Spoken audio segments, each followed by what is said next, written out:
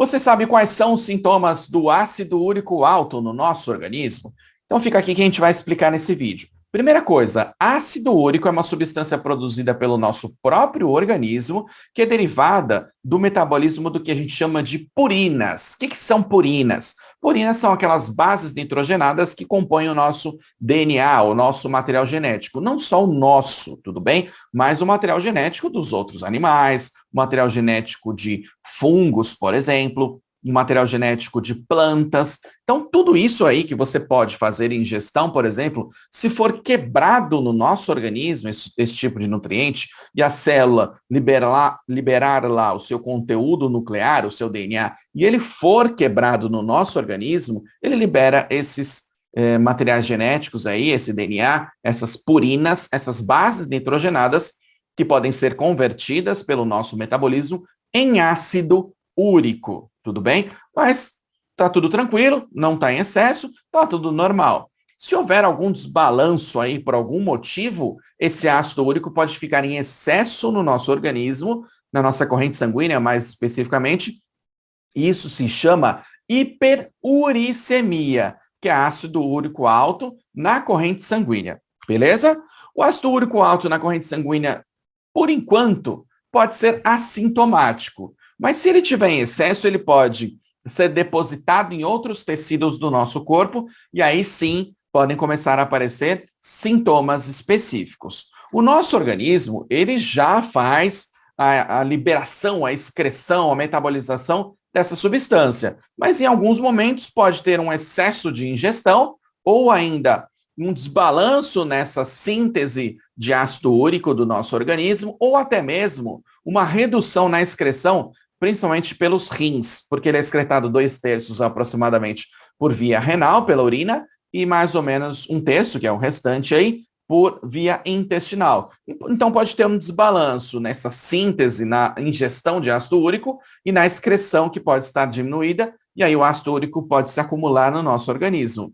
Professor, mas então o que ele pode causar no nosso organismo, esse ácido úrico alto? Quais sintomas que eu começo a perceber aí de ácido úrico alto? A gente vai citar alguns para vocês aqui, mas é claro, não são todos que aparecem em todos os pacientes, tudo bem? Tem muito paciente que vive aí assintomático com excesso de ácido úrico, mas tem gente que já começa a sentir algumas coisas e eu vou explicar aqui para você nessa aula, tudo bem? Então, dor e inchaço nas articulações, mais especificamente, tem uma doença aí que se chama artrite gotosa ou gota, tudo bem? A gente vai detalhar sobre gota numa próxima aula. Se inscreve aqui no canal do IBAP Cursos, no YouTube, ativa as notificações para você receber, porque a gente vai falar detalhadamente sobre isso, beleza? Mas pode ter dores nas articulações, e aí você tem a deposição de ácido úrico lá nas articulações, o que causa muita dor lá no líquido sinovial, que é o termo que a gente utiliza para isso, beleza? Outra alteração sintomatológica que a gente pode ter. Pequenos inchaços perto das articulações, por exemplo, dos dedos aqui, fica mais inchado no cotovelo, no joelho, nos pés. Então, isso está mostrando que é um processo inflamatório e tem acúmulo de líquido nessa região, na cavidade sinovial, no líquido sinovial, que a gente diz. Outra coisa, terceiro sintoma aí que a gente está falando, né? Vermelhidão e dificuldade de movimentar essa articulação aí que está afetada. Sensação de areia, uma sensação esfarelenta, assim, né? Na região, quando você toca essa região, por exemplo, onde esses cristais aí de ácido úrico se depositaram. Calafrio e febre baixa, porque quando a gente tem processo inflamatório, libera um monte lá de mediadores inflamatórios, que são prostaglandinas, por exemplo, que ativam o centro de regulação da temperatura no sistema nervoso central. Outra coisa, descamação da pele na região afetada.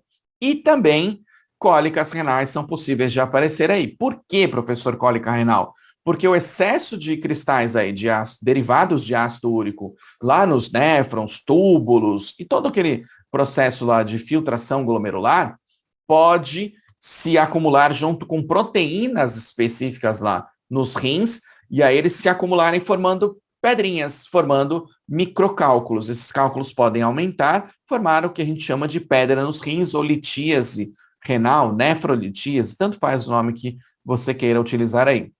Então, esses são alguns dos sintomas aí que podem aparecer, principalmente gota e litíase renal ou pedra nos rins.